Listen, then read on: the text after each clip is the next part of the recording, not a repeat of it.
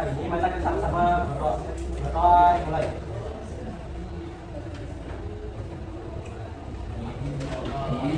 Yes. Oke, terima kasih. Apa kabar hari ini? Baik. Alhamdulillah ya. Hari ini semuanya hadir?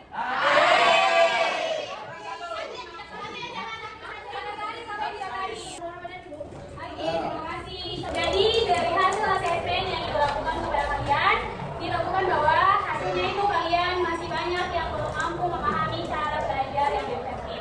Untuk itu, tujuan kegiatan kita di hari ini adalah yang pertama, agar kalian dapat mengetahui apa itu cara belajar efektif, dapat mengetahui manfaat belajar efektif, bagaimana cara memilih belajar efektif, dan yang terakhir, bagaimana cara merancang langkah-langkah belajar efektif. Nah, langkah-langkahnya, yang pertama itu, sebelum Ibu menjelaskan materi, Ibu akan tampilkan beberapa gambar di depan. Tugas kalian adalah kalian amati gambar itu dalam waktu yang cepat, kemudian kalian tulis apa saja gambar yang kalian ingat. Sesudah itu, kita akan ada dalam pertanyaan tematik. Dan setelahnya, Ibu akan menjelaskan materi, kemudian kalian akan dibagi dalam beberapa kelompok untuk mengerjakan LKPD. Jadi, sebelum mulai belajar, Ibu punya satu latihan, yaitu latihan mindfulness. Itu latihan konsentrasi. Jadi caranya bagaimana? Itu kalian harus menyebutkan warna, tidak boleh bilang yang tulis kayak misalnya merah, jelas kan ada biru, harus dalam warna. Karena kalau kalian sebut atau baca yang tulisan, berarti kalian tidak konsentrasi. Siap? Siap! Kamu, 1, 2, 3. Kurang konsentrasi. Kamu. 1, 2, 3. Merah, biru, kuning, coklat, hijau. Iya, tepuk tangan dulu. Untuk lebih konsentrasi lagi, Ibu punya satu ice breaking untuk kalian. Ice breakingnya yaitu tepuk cinta, cinta kecil, cinta sedang, cinta besar. Nah, di sini terdapat 10 gambar. Kalian akan dimintakan menghafal 10 gambar ini dalam waktu 15 detik. Kemudian, tulis apa saja gambar-gambar yang kalian ingat. Paham? Dimulai dari sekarang, 15 detik untuk mengingat gambar-gambarnya. Nah, dari semua gambar yang tadi, apakah kalian mengingat semuanya? Iya! Ada yang hanya ingat beberapa saja? Iya! Nah, menurut kalian, kenapa hasilnya bisa berbeda-beda? Saya. Ya, kenapa? Karena pemikiran setiap orang itu pasti beda-beda. Ada yang bisa hanya mengingat separuh dan bisa mengingat semuanya. Oke, tepuk tangan dulu. Jadi, kenapa hasilnya bisa berbeda-beda? Karena setiap individu itu pasti punya cara belajar yang berbeda. Ada yang bisa menangkap atau ada yang bisa tahu informasi itu dalam waktu yang cepat, atau kadang dia butuh waktu yang lama supaya dia bisa mengingat informasi tersebut. Ada juga yang dia sih bisa lihat saja, dia mesti dengar, dia mesti lihat, baru dia bisa paham. Atau ada yang dia mesti praktikan baru dia tahu. Paham? Paham. Ayo kita pelajari bersama. Yang pertama, apa itu belajar efektif? Jadi, belajar adalah usaha untuk mengubah tingkah laku ke arah yang positif. Jadi, belajar itu bukan cuma soal pintar berhitung, bukan cuma soal pintar berbicara, tapi bagaimana dari perilaku yang masih buruk menjadi perilaku yang baik. Kemudian, dari yang tidak tahu menjadi tahu, dan yang tidak paham menjadi paham. Kemudian, efektif adalah dengan upaya minimal tetapi hasilnya optimal. Masalah belajar yang sering dihadapi siswa di kelas adalah pertama, malas belajar. Kedua, kesulitan memahami materi, tadi Tiara bilang.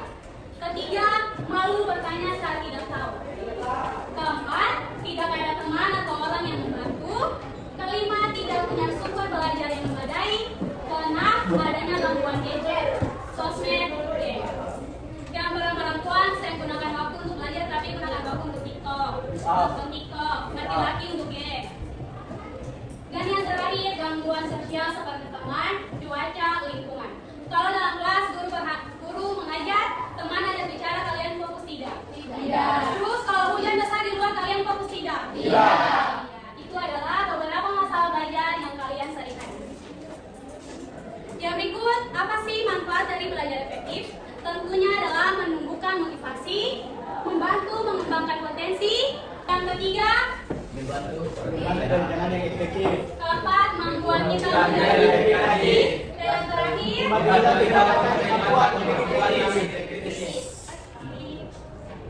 dengan caranya apa? Yang pertama, menetapkan tujuan belajar.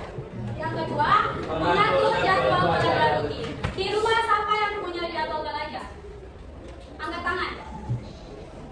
Dari sekian banyak, cuma 3 saja yang punya jadwal belajar. Yang berikut, mengatur suasana belajar yang nyaman. Misalnya, ada yang suka belajar di dalam kamar, ada yang suka baca-baca buku di kamar. Di mana lagi?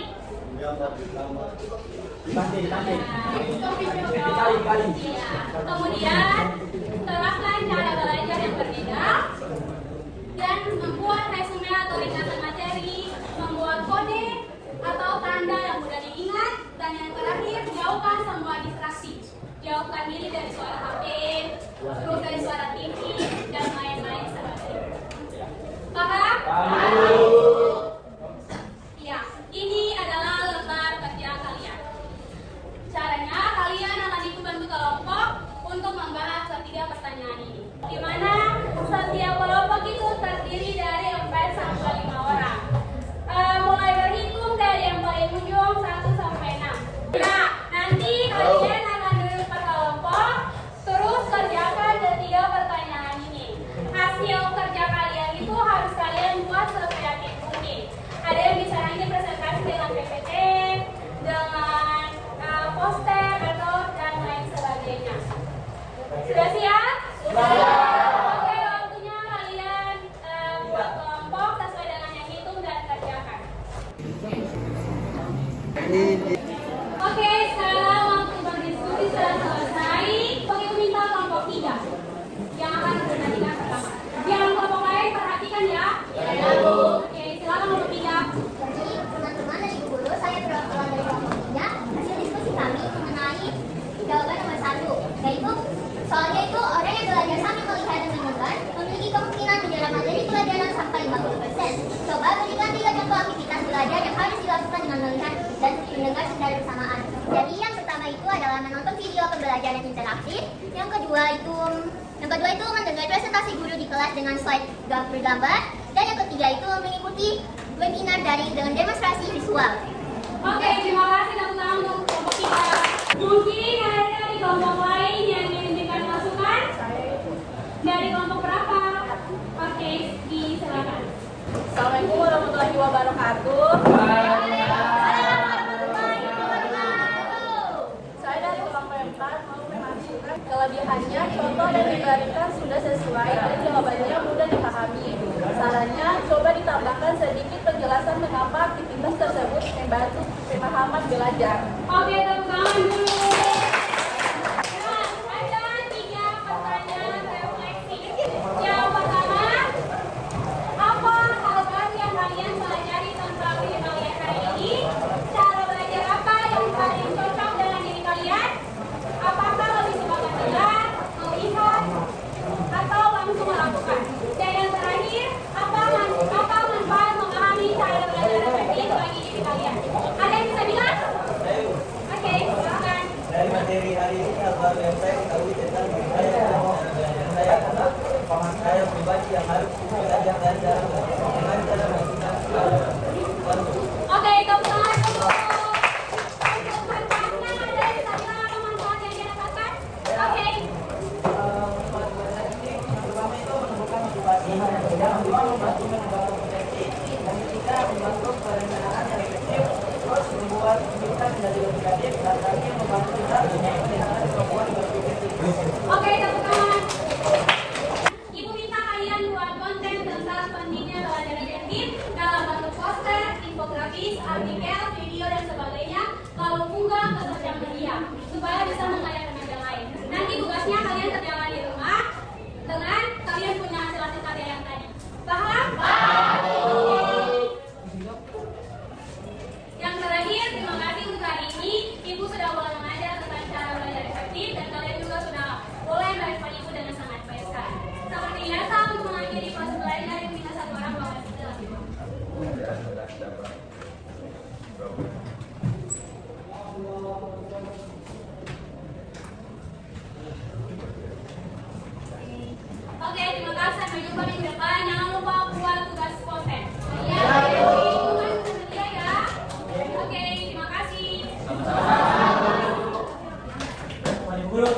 yang